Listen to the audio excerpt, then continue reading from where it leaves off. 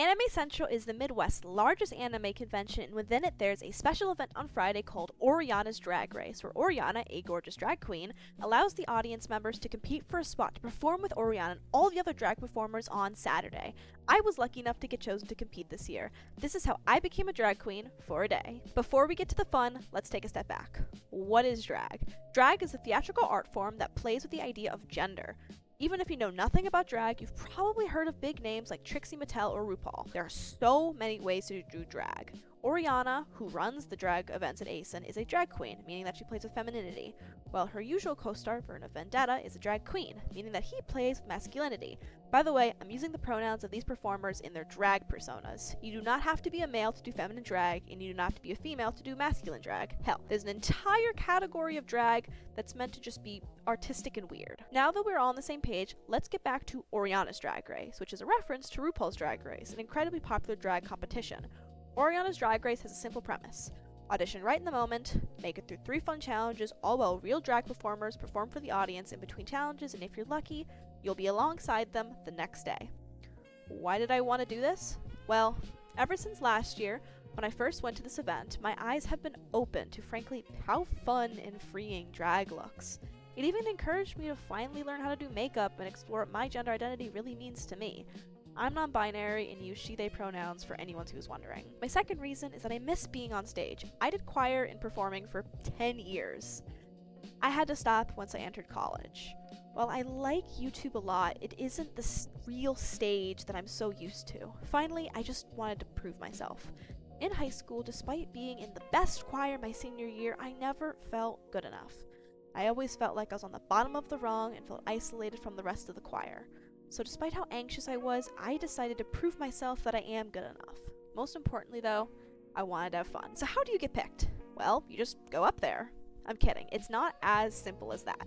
Oriana will ask for any volunteers that want to participate, and then all those volunteers will lip sync to a song that you may or may not know. This year, the show was Sailor Moon themed. Fun fact, I've never seen Sailor Moon. So yeah, I did feel kind of screwed right away. Still, once that music started, I just started to dance. I got myself into the audience, tried to go with the vibes of the song, and dance with my fellow potential competitors. I ended up dancing with a Valentino cosplayer, and we had a great time. By some miracle, I ended up being chosen first to participate.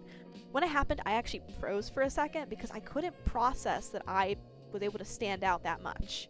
After a couple minutes, me and my 4 fellow competitors were on the stage, and I was really happy when I saw the Valentino cosplayer had also made the cut.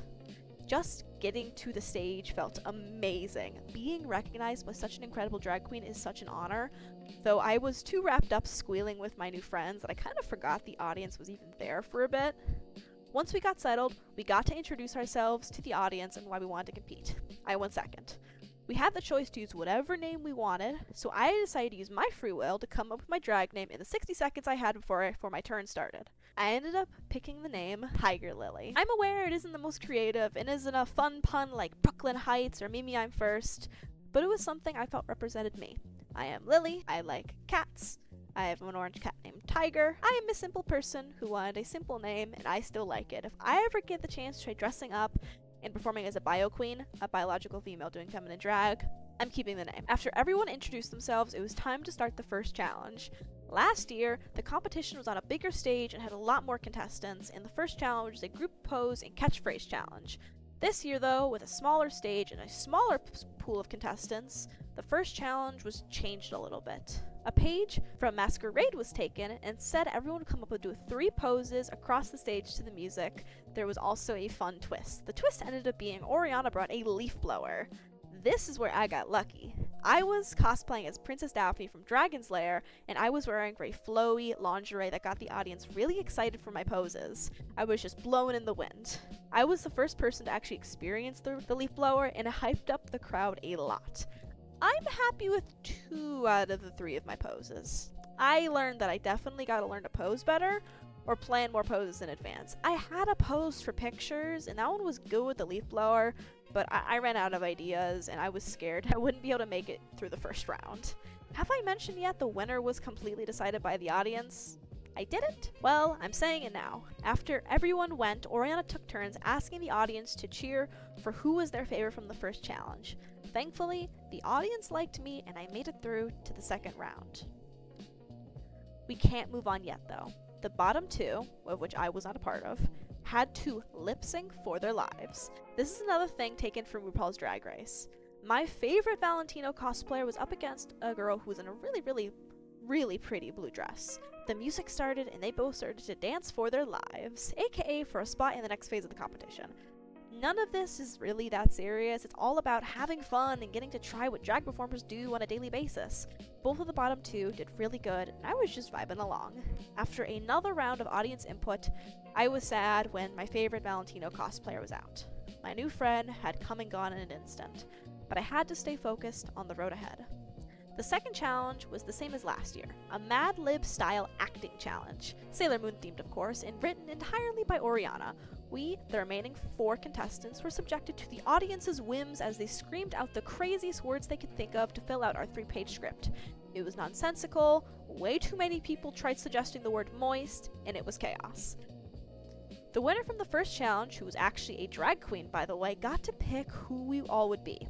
Or they could have. In the end, we decided amongst ourselves who we would play along as, while the first drag show started.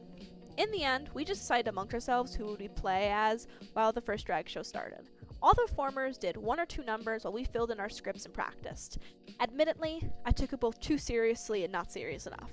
I was serious enough to actually practice and plan my stage blocking ahead of time, but I didn't take it seriously enough to actually read the script before picking my character. I saw that one of the options was the little cat companion Sailor Moon has.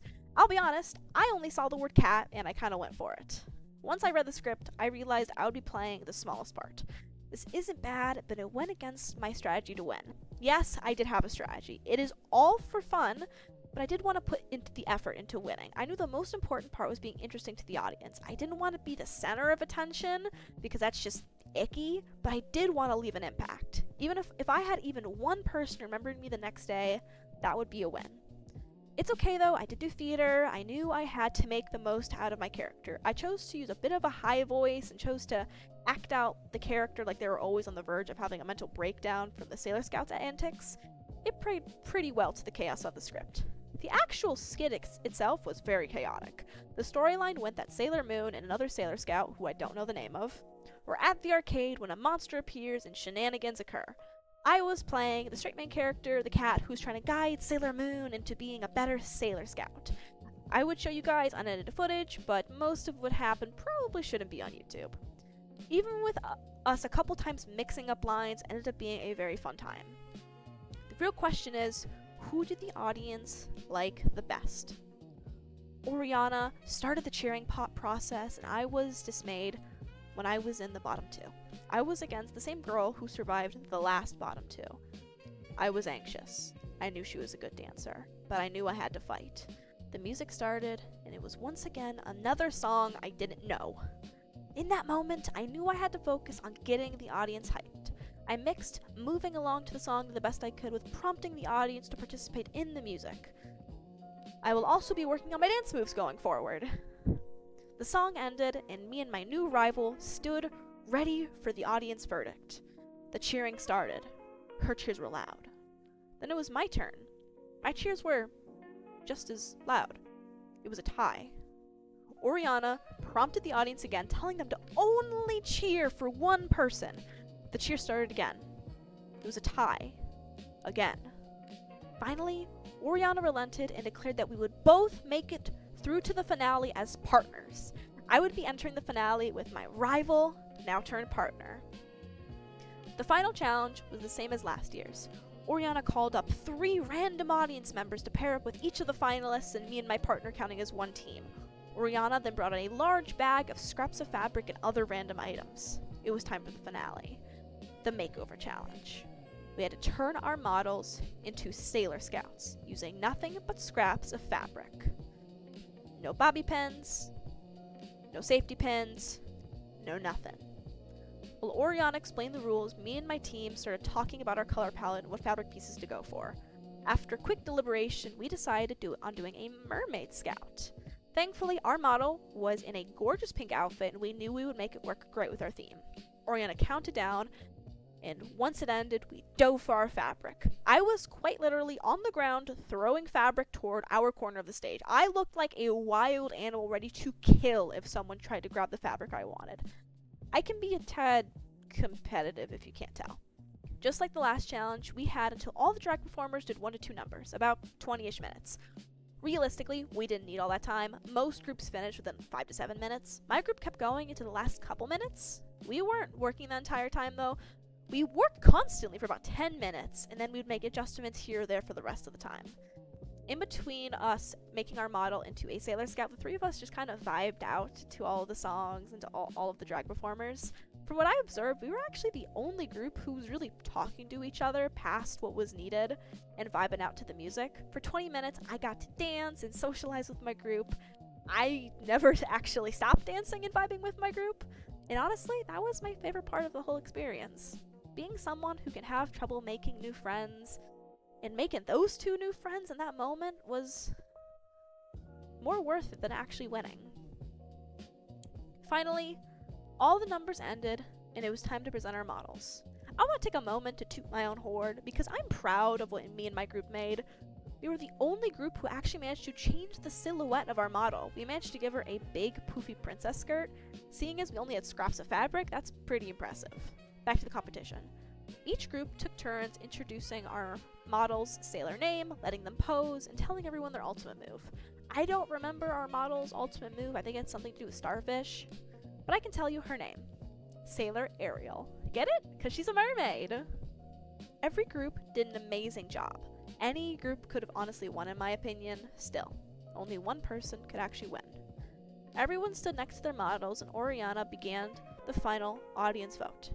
The first group went. Loud applause. The second group went. Loud applause.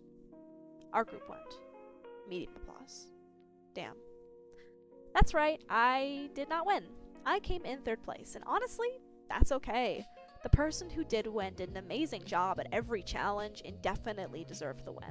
The person who came in 2nd was the drag queen and got a special shout out from Oriana. We also got our own little congratulations. The show finally ended, and after cleaning up, I went to hop off the stage. My fiance Aiden was waiting for me. He looked at me with a goofy smile and bright eyes. He was so proud of me. I was so proud of myself. So why did I lose? Well, other than the fact that I was the youngest person participating by a very wide margin, and my opponents were really good at what they were doing, well, in hindsight, I did make one major mistake in the last round. Me and my partner overcomplicated the design. We simply just did too much. It was beautiful, but it was kind of messy. Am I saying if we hadn't overcomplicated it, we would have won? No. Realistically, there is no way to predict what the audience will like in the end. Still, I do plan to try again for the crown in a few years. Both because I would like to win and perform as a real drag queen, but also because it was just so much fun. The connections I made, the way I let myself just go along with everything, and how good it felt to be on stage and entertain others is what made the experience so magical. For 2 hours, I got to glimpse into how the magic is made by real performers. Thank you all for watching. I hope you enjoyed my journey on how I got to be a drag queen for a day. Who knows? Maybe in a few years, you'll see me not as Lily Lives, but as Tiger Lily.